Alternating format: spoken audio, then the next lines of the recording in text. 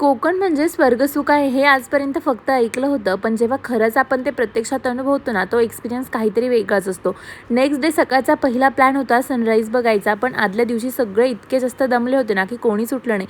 मग आम्ही दोघांनीच ठरवलं, की काही झालं तरी हा मोमेंट मिस करायचा नाही. म्हणून सकाळीच रेडी होऊन ना आम्ही पोहोचलो बीचवर सनराईज बघण्यासाठी. आणि खरं सांगते, सकाळचे ते शांत वातावरण, समुद्राच्या लाटांचा तो आवाज आणि हळूहळू उगवणारा सूर्य, हा अनुभव ना शब्दच सांगता येणार नाही. आणि हो, कालच्या व्हिडिओमध्ये बऱ्याच जणांनी मला विचारलं होतं की तुम्ही कोणत्या ट्रॅव्हल्सने गेले होते, तर आम्ही ना ट्रेक प्रेमी ह्या ट्रॅव्हल्ससोबत गेलो होतो. आणि खरं सांगते, त्यांचं प्लॅनिंग आणि ऑर्गनायझेशन एकदम परफेक्ट होतं. एक एक पॉईंट त्यांनी इतक्या छान पद्धतीने कव्हर करून घेतला की आम्हाला काहीच टेन्शन नव्हतं, फक्त एन्जॉय करायचं होतं.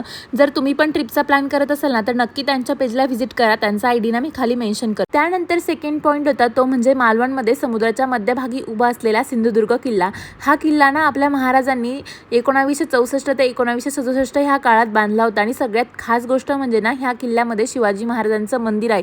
आपल्या महाराष्ट्रात तसं पाहायला गेलं तर महाराजांचे मंदिर खूप कमी ठिकाणी आहे, पण त्यांच्या मुलाने राजाराम महाराजांनी इथे हे महाराजांचं मंदिर बांधलं. आणि इथे आजही महाराजांचे हात आणि पायांचे ठसे आपल्याला पाहायला मिळतात. किल्ल्याची भिंत इतकी मजबूत आहे की समुद्राच्या लाटांनाही आजपर्यंत हरवू दिलं नाही. आणि एंट्रन्स असा हिडन आहे की पहिल्यांदा येणाऱ्याला लगेच सापडत नाही. खरंच सांगते, हा फक्त किल्ला नाही तर मराठ्यांच्या शौर्यांचा जिवंत इतिहास आहे. तुम्ही एकदा कोकणात गेलेले तर हा सिंधुदुर्ग फोर्ट बघायला अजिबात विसरू नका.